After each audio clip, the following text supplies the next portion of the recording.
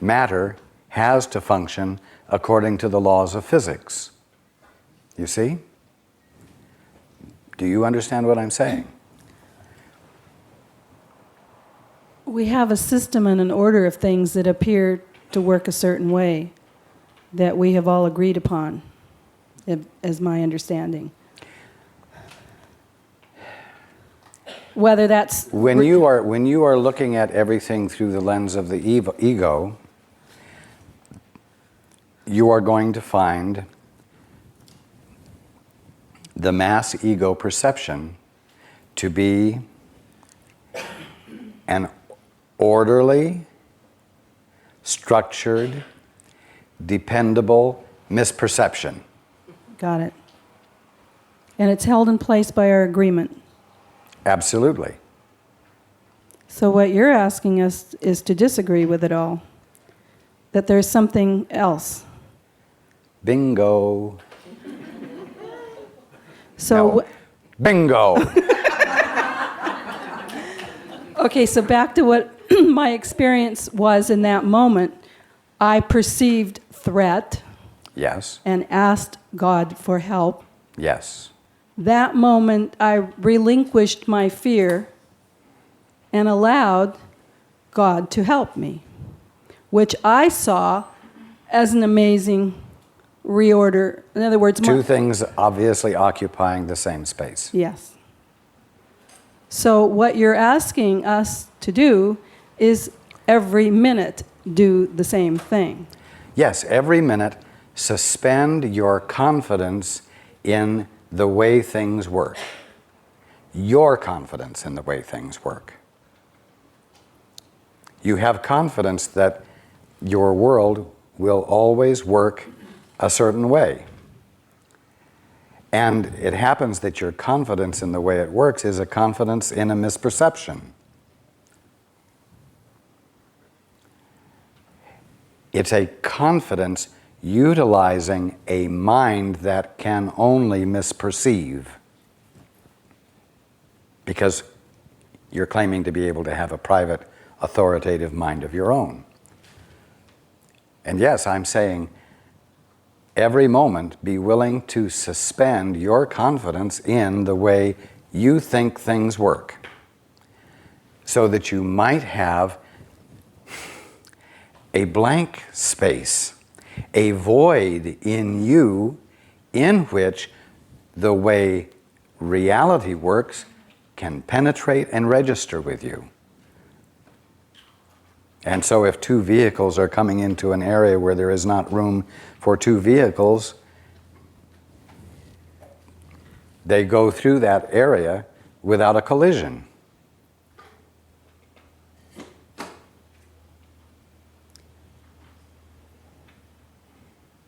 That's what happened to me. Indeed. You were there. On the Indeed. job. I am everywhere. Yes. So it really gets very simple. Now, I want to point out something to you. That circumstance seemed to be the result of negligence or carelessness, we'll say. I was distracted. And there's no penalty for distraction. There is no penalty for distraction. There is no penalty for ignorance. When you abandon your garment of ignorance, your costume of ignorance, and ask for help.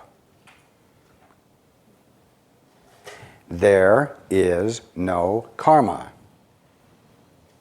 Who made the mistake? Who was careless? The ego. But remember, impersonalize the ego. The ego is not you. It claims to be you. It says it's you. When it speaks of itself, it says I in your mind, and you think it means you.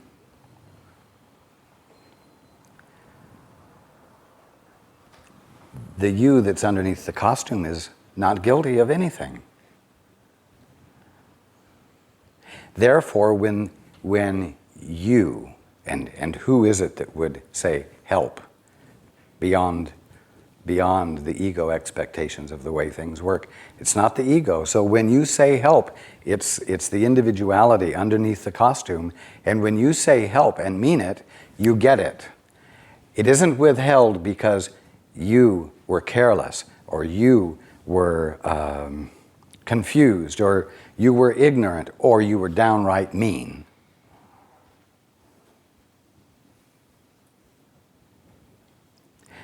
This is an important point. I know a number of people are very upset with me for making such a statement as that Hitler is awake.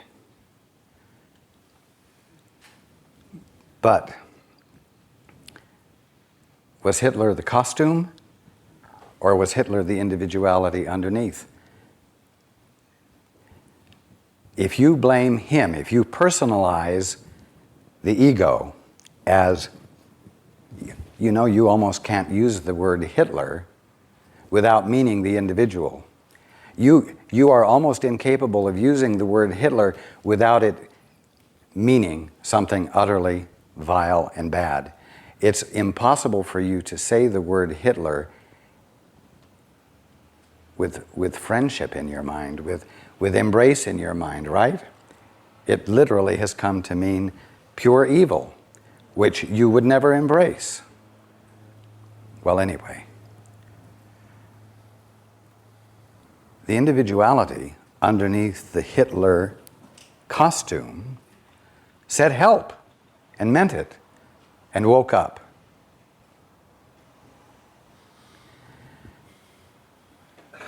You said help even though carelessness had occurred that seemed to justify whatever might follow, and because that which said help wasn't guilty, and there was no feeling of guilt in that moment that your ego was inserting, you had the evidence of perfection. You had the evidence of no conflict where only conflict could have occurred. You see? It made a profound impact on me. It's instantaneous. And that's what's available to you, and that's why I'm encouraging you so firmly to begin to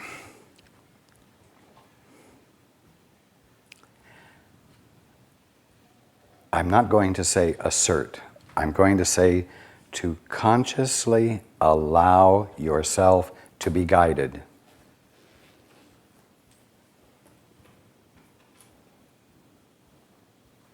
Because that which wants to be guided by that which is beyond the costume you're wearing, the sense of yourself that you're entertaining, the ego that you think you are, is innocent, and that which is innocent is incapable of experiencing the effects of ignorance, or the effects of hate, or the effects of carelessness.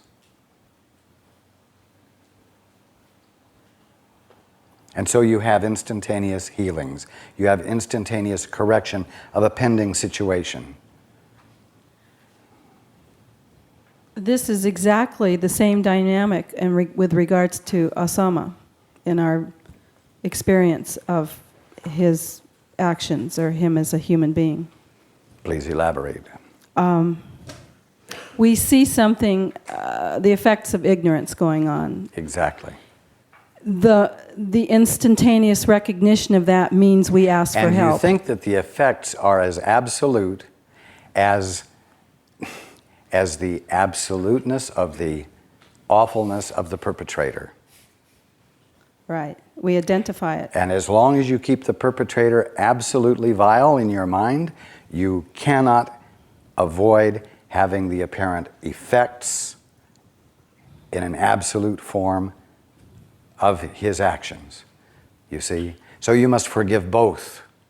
Right. By withdrawing your witnessing for the worst in him, and in New York City and Washington, the worst in human experience. Right. You see? Yes. They both must be forgiven. And you forgive them by withdrawing your judgment that has been based on something other than asking the Father, what is your perspective here? And really wanting to know it and let it in and cause you to be and perceive in a new way. Then this is what you're saying benefits not only us but him. I mean, it can Absolutely. it reconfigures. Not that we don't know how that works. Well, you see, the appearance will reconfigure, but not because you have changed something from one thing to another. It reconfigures because your vision is no longer preoccupied with your very definite sense of how things work. And so you are no longer blinded by the picture you're holding in your mind that you are inserting between you and what is really happening, and suddenly you see what is really happening, and what is really, with a capital R, what is really happening is always manifesting integrity, unity, safety, indivisibility, and therefore no conflict, harmony.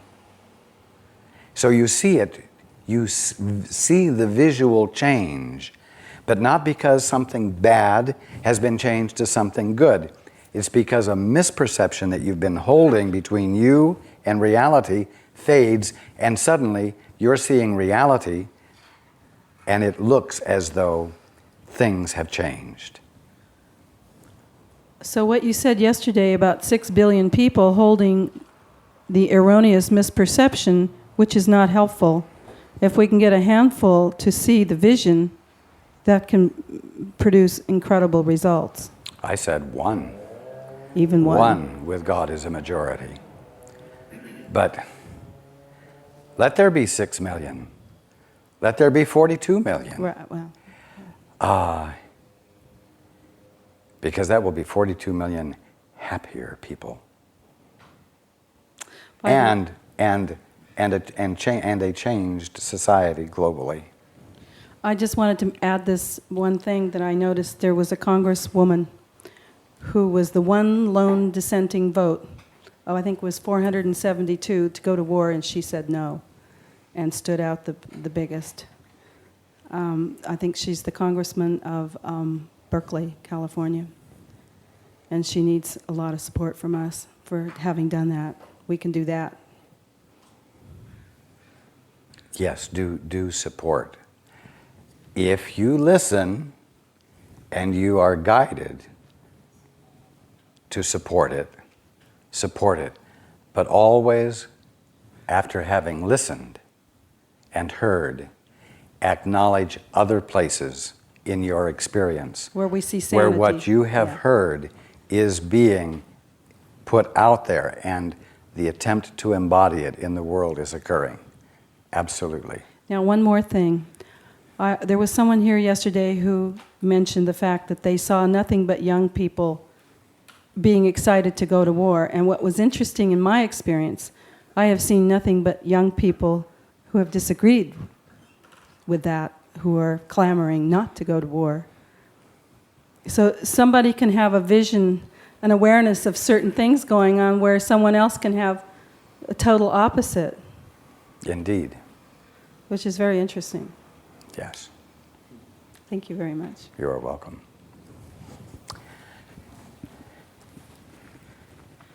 At this point, I will say that you are free to ask questions on any subject as opposed to confining it to follow-ups on yesterday's discussion.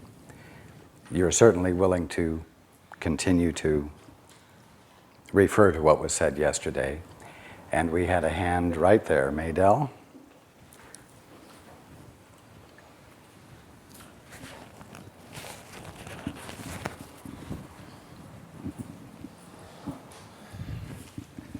I've waited for this a really long time, 12, 15 years. I seem to have more trouble dealing with ego attacks than I hear you addressing. And this is kind of a follow-up a little bit on what Michael was talking about of the war, the ongoing war. I was at work, and I work in a prison, and a couple of days after Tuesday, administration decided to have a shakedown in which at that point my job was to sit at a table, and one of the inmates would bring a bag of everything she owned, and I would go through it and I would throw away anything that she wasn't allowed to have. And I attempted very consciously to stay in my peace. And when if they had put coffee into the wrong container, I had to throw it out because it wasn't in the right container. Several times, if a woman didn't have a whole lot, or just the feeling on the inside of me, I went ahead and let her keep it. A couple of times I even took it out of the trash can and gave it back to her, different items. Always being able to stay in a real comfortable place. And I did a wonderful job at being able to stay connected with the inmates and with the other people that I was doing the shakedown with security. I was doing then Thursday morning, a woman came in and to my table, and she had an attitude. She was brash, she was loud, she was pushy, and she was telling me what I was going to let her have or what I wouldn't let her have. And I went there instantly. And at one point... You went into having an attitude yourself? I joined her exactly, yes. But you see, I have all the power. I have all the control. I'm staff and she's an inmate. And I looked at her straight in the eye and I took her items and I just threw them in the trash can, whether they were contraband or not, and I just looked at her. Because if she so much as talked back to me, it's going to cost her a year of her life in prison, because I'd write a misconduct. And I got real sick in my stomach. And I realized that it was as if it was Bin Laden, the brash, loud, pushy, upstart, and the USA, me, the staff. All the power, all the weapons, all the control, all the authority. And what I ended up doing was I ended up going to my classroom and hiding. I didn't participate in the shake anymore.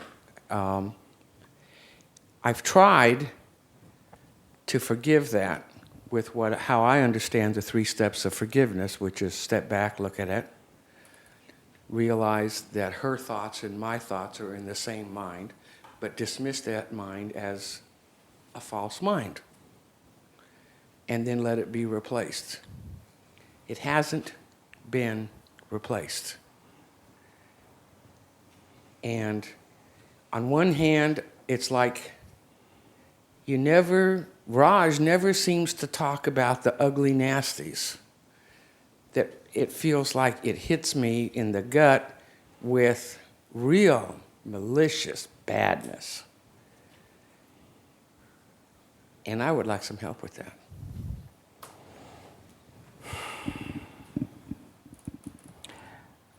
Well, certainly, after all this time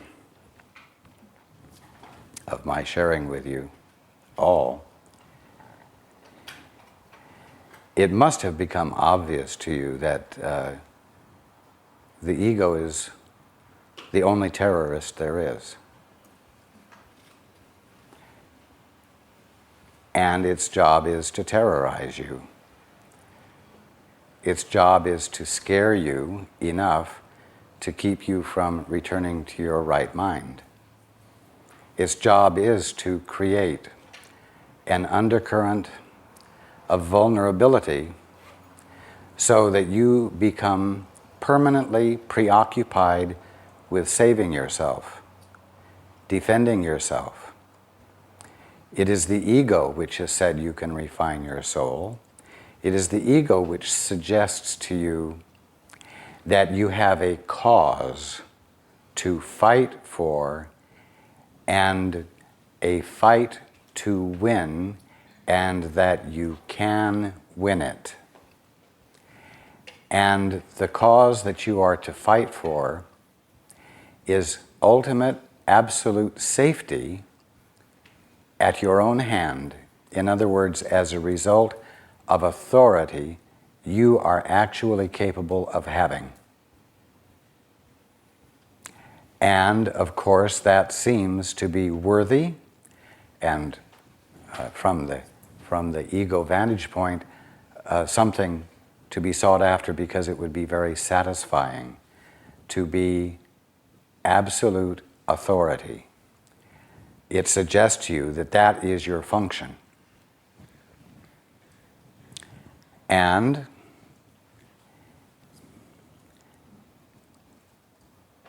you all get sucked into it. And you have to develop the ability, when the ego whispers sometimes loudly in your ear that you're worthless, but one way or another you can work your way out of it, or whatever it whispers in your ear that's negative, you've got to learn to quickly say, shut up. And then turn your attention to God. Sometimes even turning your attention to something practical like washing the dishes is helpful. Because like I've said, the one thing the ego can't protect itself against is disregard. But the ultimate disregard of the ego is to ask for a second opinion, go to another source for your information, which of course means saying, God, help.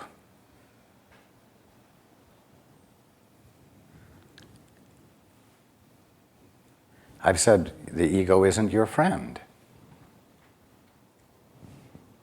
I've said it's untrustworthy. I've said that it is always working against your best interest.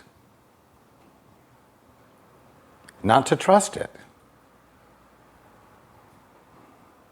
And again, at the bottom line, the ego is the fundamental and only terrorist there is. So, you need to be alert. You need to be alert to what voice you're listening to, the voice for God or the voice for fear. It is a terrorist that is the voice for fear.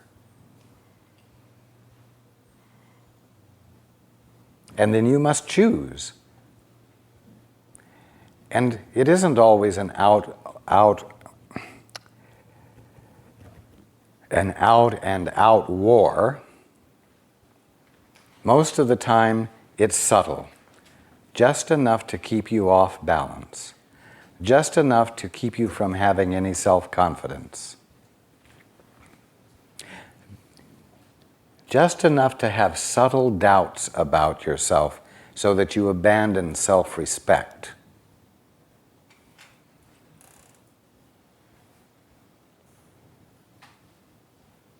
And sometimes it gives you good, swift kicks. But, again, because it has no source, and therefore has no birthright. You have a source and you have a birthright. But the ego has no source. It's imagined. It's the result of imagination. The ego is the result of trying to imagine what it would be like to be on your own. And then following that imagination to its conclusion. So the ego can never enforce itself upon you. It can never force you to do anything. So how does it work? Dennis, could I ask you to take your hat off for just a moment? Sure. Thank you. How does it work? It works by, or it works through suggestion. It suggests that you are unworthy. It whispers, I deserved this, but it whispers it in your mind, and so you think you are thinking, I deserve this. And when you do not realize that you are only listening, and that you're listening to one of the only two voices there is, because you don't realize you're listening, you think it's you, and you are caught. But if you realize that it is not you saying it, because you're incapable of saying anything at all on your own, because you don't exist as an independent entity that can speak on its own, then you will realize that you are listening to, you are the listener, and you're listening to one of the two voices, and it's not the voice for truth. And then you can choose to not validate this voice. And you can choose to disregard it by saying, Father, what is the truth here? What is the truth about me as you see me? What is the truth about me as you are being me at this very moment? Because I know I have no existence at this moment except by virtue of your authority and your expression of yourself, which is all there can possibly be right here, where I thought I was all by myself. And that's how you shift your attention to the other voice and engage in disregarding the ego.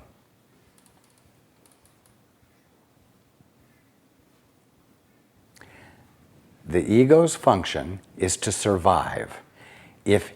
And I know I'm speaking of it as though it's an actual thing, but the imaginative mental construct called ego has one purpose, and that is to ensure its existence. And in order to ensure its existence, it must convince you that you are it, the ego, and it must convince you that there are more important things for you to do than to be conscious of your birthright.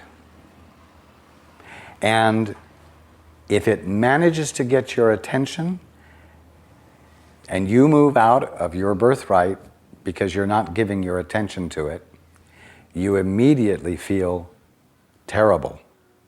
You immediately feel conflicted. And then you are fair game for the ego, because it will tell you that the overcoming of this feeling is your purpose, and you can do it. And the reward will be, it doesn't say this clearly, that your reward will be everything you had before you separated yourself from your birthright. And you will have it without the Father having anything to do with it. You see? And that's the prize. And because this imaginative mental construct is a defense mechanism, it will see everything there is to see as though it is what it must defend itself against. The kingdom of heaven becomes that against which you must defend yourself. Now that's real terror, and that's real terrorism, but I don't mean capital R real. I mean, if there is anything such as terror, that is what it is. And so you must become alert, as I said. Be quick. And when you feel kicked in the side and the air sucked out of you and the wind out of your sails, you've got to be quick and say, shut up, ego. Shut up, ego. And immediately turn your attention to something else. And again, the best something else to turn it to is God.